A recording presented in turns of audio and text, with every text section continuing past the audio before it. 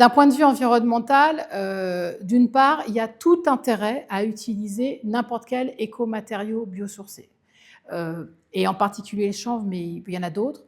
Parce qu'en fait, on est sur des matériaux qui, ont un impact sur l'environnement qui est beaucoup plus faible que des matériaux comme le béton classiquement, l'acier, le verre, enfin tous ces matériaux beaucoup plus classiques dans le bâtiment qui ont des impacts très lourds.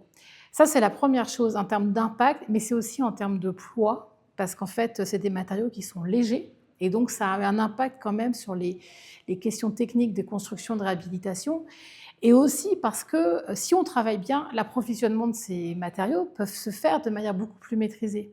C'est-à-dire qu'avec les écomatériaux, on peut travailler à un niveau local, enfin ultra local, on va dire national, voire européen, mais en tout cas, on n'est plus dans le marché mondial du sable et du béton, pour dire les choses telles qu'elles sont, et donc on travaille très différemment. C'est une autre filière.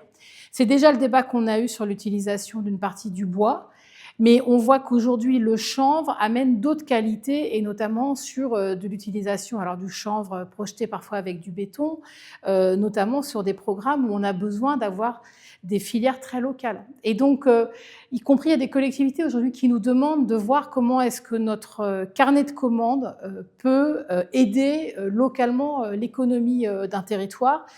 Utiliser les écomatériaux, notamment le chanvre, ça en fait partie. Pourquoi le chanvre est beaucoup utilisé aujourd'hui dans la réhabilitation du logement social? C'est parce qu'il a des qualités sur la question de l'isolation et notamment quand on doit isoler des logements pour avoir des meilleures performances énergétiques. Ça nous permet d'avoir des logements qui, en fait, sont mieux isolés, mais ne sont pas, fermés. On ne fait pas une boîte. On garde un logement qui respire, mais qui consomme moins. Et donc, ça permet d'avoir des qualités qui sont très intéressantes pour la réhabilitation à des coûts très maîtrisés.